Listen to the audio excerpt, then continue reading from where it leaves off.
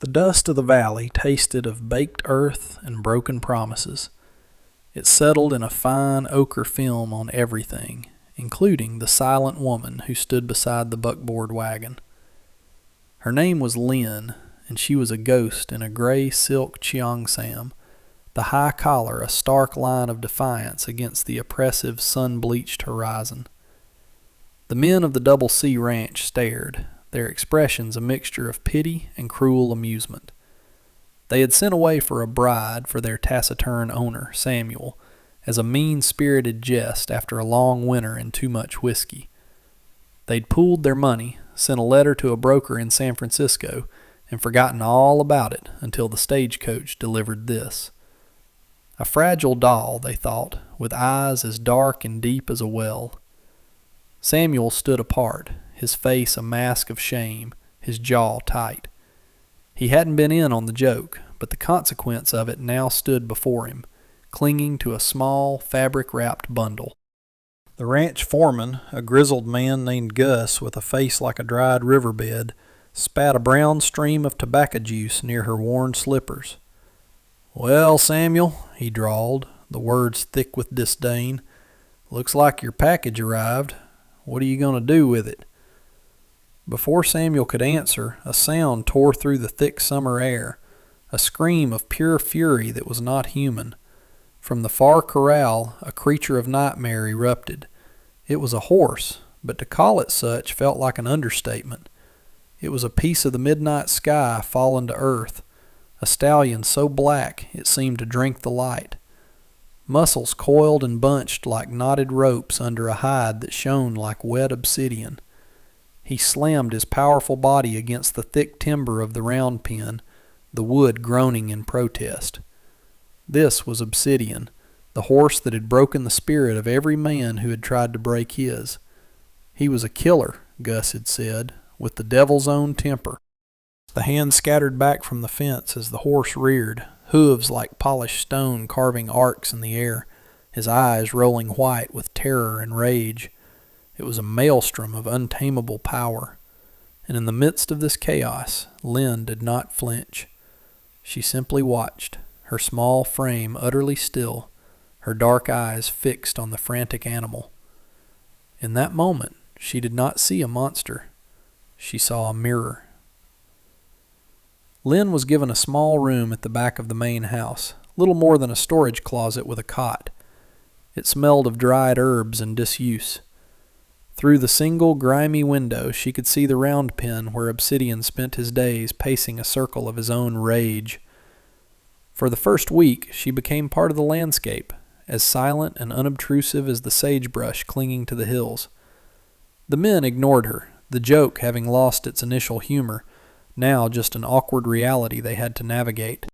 Samuel brought her meals, leaving the tray outside her door with a quiet knock, his footsteps retreating before she could open it.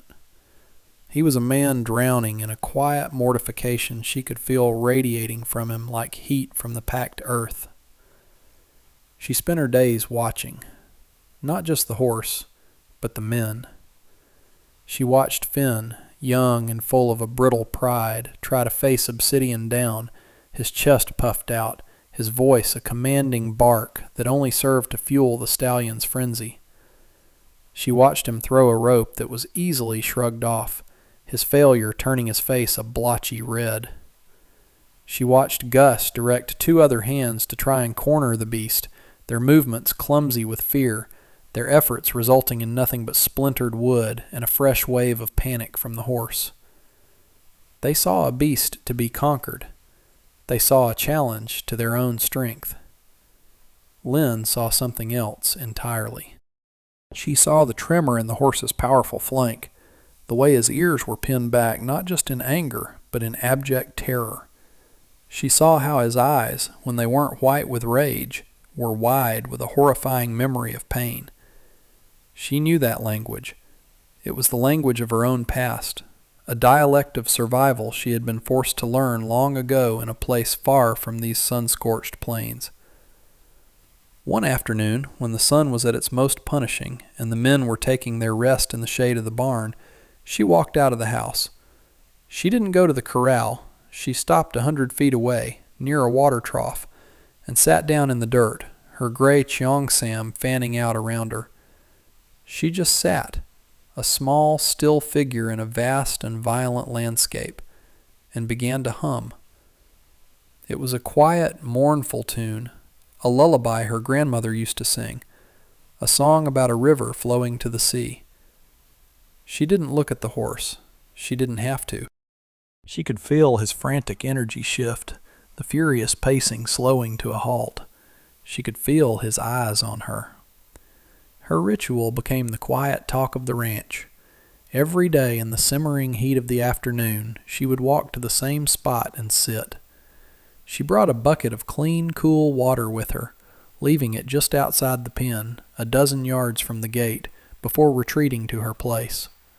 At first, Obsidian ignored it, eyeing the bucket with profound suspicion. He would snort and stomp, kicking up dust as if to display his contempt for the offering. But the water in his trough was often warm and stagnant by midday, and the scent of the fresh offering was a powerful lure. On the fourth day, after she had been humming her soft, melancholic tune for nearly an hour, he took a hesitant step toward the fence. Then another. He stretched his magnificent neck, his nostrils flaring as he tested the air, his entire body a taut line of distrust. Finally, with a convulsive gulp, he drank, his eyes never leaving her still form. It was a victory so small no one else would have noticed it, but for Lynn, it was everything. The men watched from the porch, their scorn slowly curdling into a grudging curiosity. "Wasting her time," Gus grumbled, though his voice lacked its usual conviction. Finn scoffed. "He'll kill her if she gets any closer. He's a monster." Samuel said nothing. He watched Lynn, her posture perfect, her expression serene. He saw not foolishness, but an unnerving patience, a strength that had nothing to do with muscle. He saw the way she never made a sudden move, the way she seemed to breathe in time with the landscape itself. He had been raised to believe that strength was about force, about bending the world to your will. What he was witnessing was a different kind of power altogether, one that didn't break, but yielded, and in yielding seemed to soothe the very air around it. That evening, for the first time, he didn't leave the tray at her door. He knocked and waited. When she opened it, he held it out to her. "Thank you," she said, her voice soft, barely a whisper. He met her gaze, truly met it, and saw not the fragility he had first perceived, but an incredible, resilient depth. "Why do you do it?" he asked, his voice rough. "Sit out there." She looked past him, toward the corral where Obsidian stood, a dark silhouette against the deepening twilight. "He is not angry," she said, her English careful and deliberate. "He is afraid. The anger is just a wall he builds to keep the fear safe." Samuel began to seek her out. He would find her by the corral, a silent sentinel, and would stand with her, respecting the quiet space she created. He learned to see what she saw. He noticed the subtle shift in Obsidian's stance when she was near, the way the horse's ears would flicker, no longer pinned back in aggression, but swiveling to catch the sound of her humming. The violent charges at the fence had stopped entirely when she was present. The stallion still paced, still watched with wary eyes, but the storm inside him seemed to have found a distant shore. "They heard him," she said one afternoon, her voice barely disturbing the air. "Before you, the men who sold him to you, they used chains." Samuel's jaw tightened. The seller had been vague, mentioning the horse was difficult. He hadn't asked for details. Now he felt a fresh wave of shame. "How do you know?" "I see the memory in his skin," she replied, her gaze distant. "When a hand is raised, he does not see a hand. He sees the chain." It was in that moment that Samuel understood. Her empathy wasn't a skill, it was a scar. She understood trauma because she wore its invisible marks herself. His guilt over the cruel joke that had brought her here deepened into something more profound, a fierce, protective respect. He started to stand up for her. When Finn made a crude comment about her charming the beast, Samuel's voice cut through the bunkhouse chatter like a whip crack. Her name is Lynn, and she's shown more sense in a month than you have in your whole life. Leave her be. The younger man flushed with anger and embarrassment, but he fell silent. Gus watched the exchange from his corner, his expression unreadable. The foreman was a man of pragmatism, and while he didn't understand Lynn's methods, he could not deny the results. The horse that had been a whirlwind of destructive energy was now watchful. The daily budget for splintered fence posts had dropped to zero. He still believed she was playing with fire, that one wrong move would get her trampled into the dust, but a seed of doubt had been planted in his cynical heart. He decided it was time to put her strange magic to the test. The challenge was delivered bluntly, without preamble. Gus strode up to where Lynn sat, holding a heavy leather bridle. He stopped a few feet away, the metal bit and buckles jingling softly in the quiet air.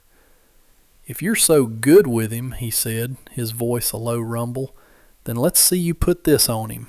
No ropes, no help."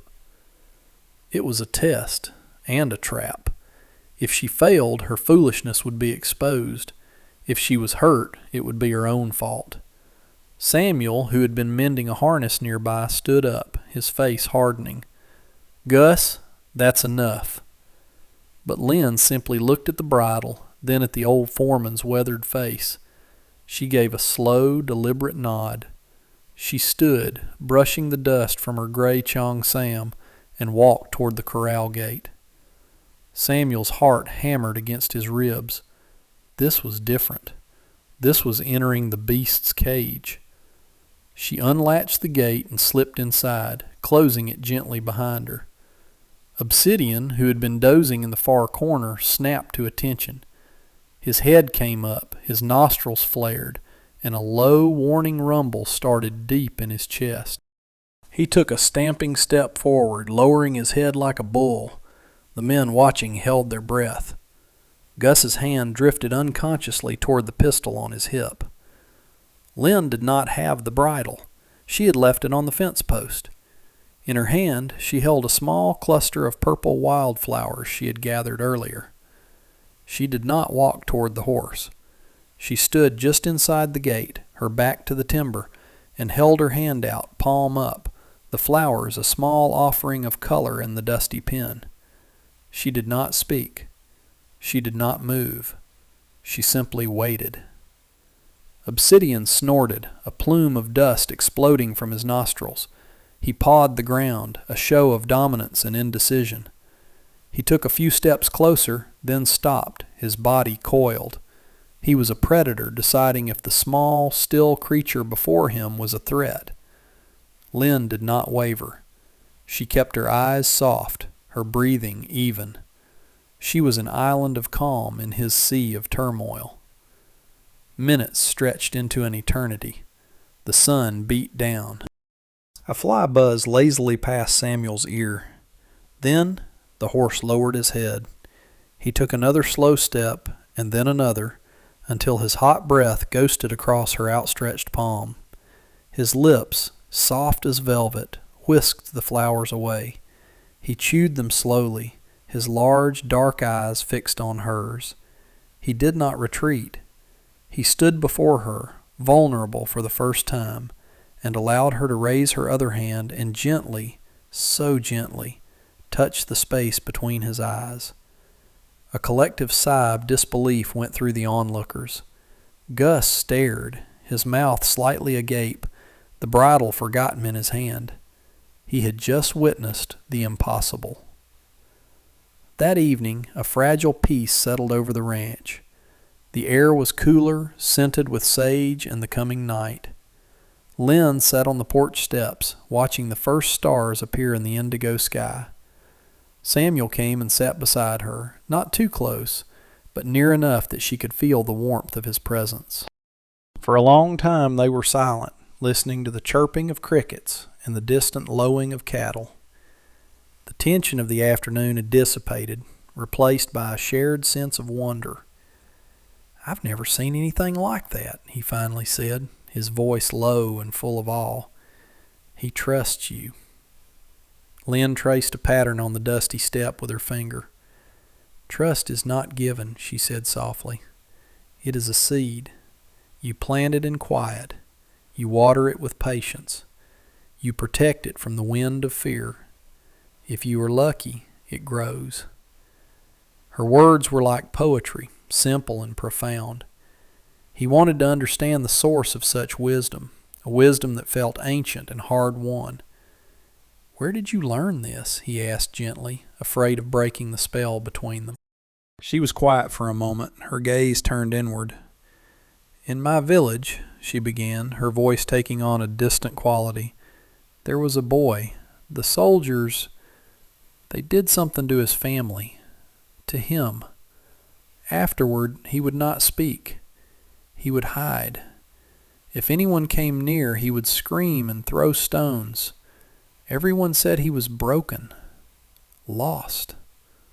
She paused, and Samuel could almost see the memory playing behind her eyes. "My grandmother told me to sit with him, not to talk, not to touch, just to be there. I would bring him a small rice cake each day and leave it where he could see. For a year I did this. He never took it while I was there, but it was always gone the next morning." She looked at Samuel, her dark eyes reflecting the starlight.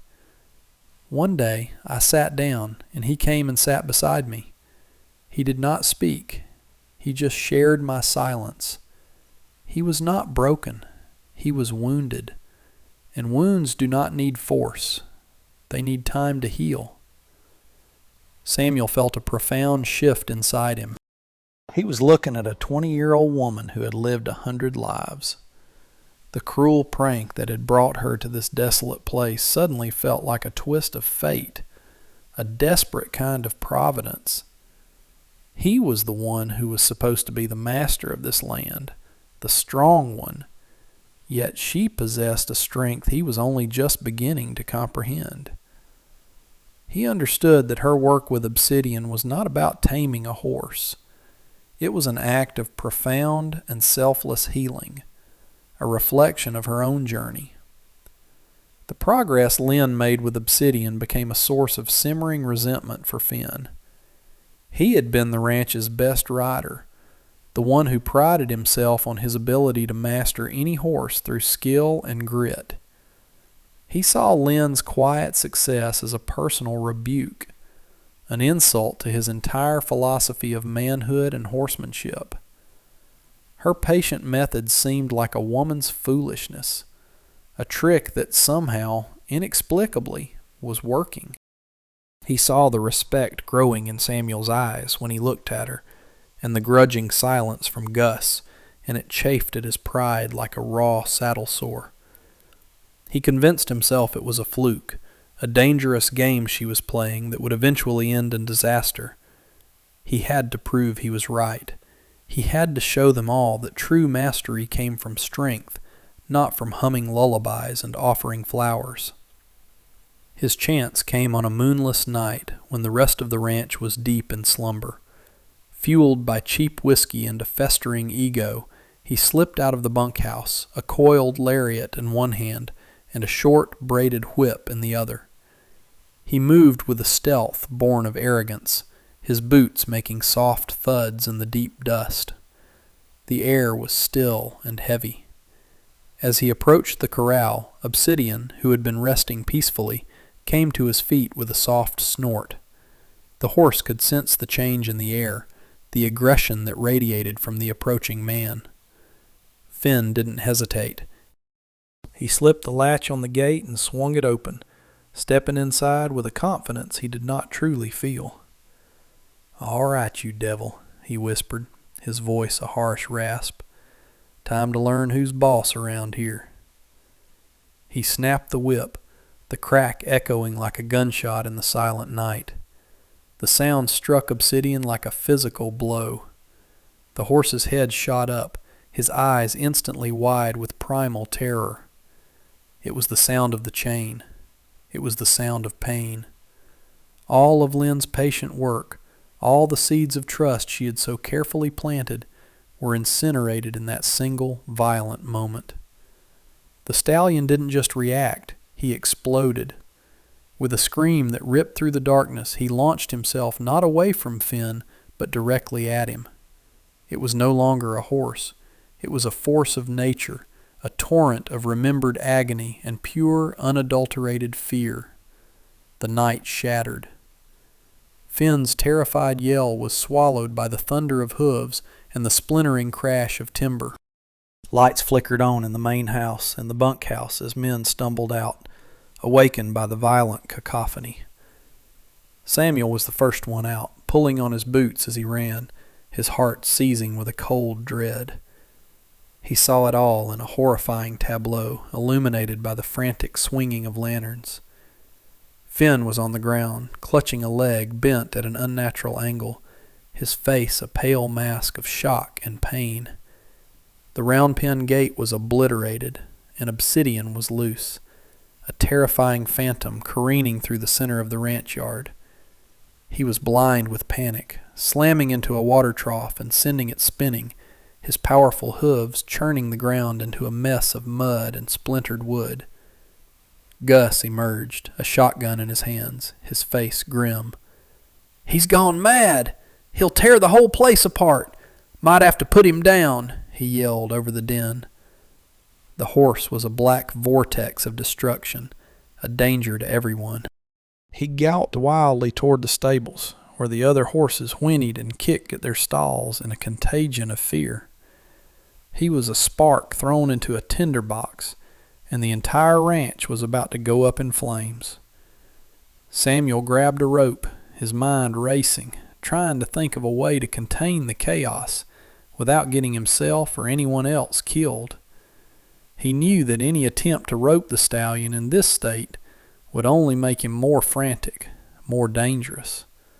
They were trapped, forced to watch as the animal they had all feared proved just how right they were to do so. Then a small figure in a simple gray sleeping shift moved into the lantern light. It was Lynn. Her hair was down, a dark cascade over her shoulders, and her feet were bare. She walked calmly out of the house, her expression not one of fear, but of immense, heart-wrenching sorrow. "Lynn, get back!" Samuel shouted, moving to intercept her. "It's not safe!" She didn't seem to hear him. Her eyes were fixed on the terrified stallion. She walked directly into the center of the yard, placing herself in the horse's chaotic, unpredictable path. The world seemed to fall silent. The shouting of the men, the panicked whinnying of the other horses, the frantic thud of Obsidian's hooves, it all faded into a dull roar in the background. The only thing that mattered was the small, barefoot woman standing in the path of the storm. Obsidian, in his panicked flight, suddenly saw her. He skidded to a halt, his powerful body trembling, his sides heaving. Dust swirled around him, caught in the yellow lantern light. He was a creature cornered by his own terror, ready to lash out at anything that moved. His eyes, wild and white-rimmed, locked onto her. He lowered his head and let out a guttural snort, a clear threat. Gus raised the shotgun slightly. "Don't be a fool, girl," he growled, his voice tight with tension. But Lynn did not move back. She did not raise her hands. She did not shout. She simply stood, a beacon of stillness in the chaos, and began to sing. It was the same song she hummed by the corral, the lullaby of the river flowing to the sea. Her voice was not loud, but it was clear and pure, and it cut through the thick, fear-laden air with an impossible gentleness. It was a sound that did not demand or threaten. It simply was. It was the sound of patience. It was the sound of safety. Obsidian's ears twitched. He took a stamping step, his body still tense, but his frenzied momentum was broken. The song continued, a soft, melodic thread weaving through the wreckage of the night. It spoke of a place without whips, without chains, without fear. The horse's breathing began to slow, the great heaving of his chest subsiding into deep, shuddering gasps. He was still terrified, but underneath the terror a memory stirred, the memory of quiet afternoons, of cool water, of a gentle presence that asked for nothing.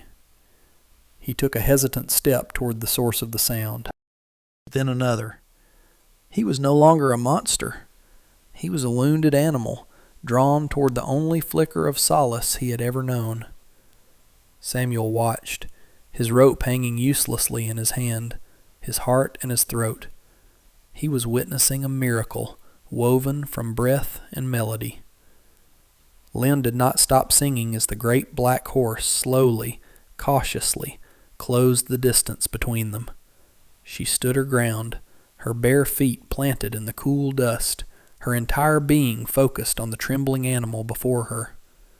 When he was just a few feet away, he stopped, his head low, his breath coming in ragged gusts that smelled of hay and fear.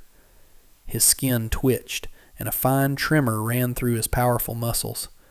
He was a war zone of instinct, caught between the ingrained terror of his past and the fragile promise of this moment. Gently, she lifted a hand, her movements fluid and slow, devoid of any threat. She did not reach for his head or his reins. She reached for the side of his powerful neck, the place where she knew the muscles were knotted with tension. He flinched violently as her fingers made contact, his body tensing to bolt. But her hand was warm and steady, and her song never faltered. She began to speak to him, her voice a low murmur, the words in her native tongue. They were soft, comforting sounds, meaningless to the men watching, but full of meaning for the horse. It was the language of pure intention. She stroked his neck, her touch light but firm, slowly working through the knots of panic. Under her hand she could feel the great heart of the animal beginning to slow its frantic rhythm. He let out a long, shuddering sigh, and the tension seemed to flow out of him, leaving him exhausted and trembling. He leaned into her touch, his massive head dropping until his forehead rested gently against her shoulder. A collective gasp came from the men. Gus slowly lowered his shotgun, his face a mask of utter astonishment. Finn, propped up against a fence post by another hand, stared with eyes full of shame and disbelief. Samuel felt a profound and overwhelming emotion swell in his chest. It was admiration so deep, it felt like reverence. Lynn, the woman they had bought as a cruel joke, the fragile doll they had dismissed, stood in the heart of the chaos she had single-handedly calmed, comforting the most dangerous animal they had ever known. With her free hand, she took hold of his thick mane. She did not pull or command. She simply held it, a point of connection. And then she turned and began to walk slowly toward the open barn.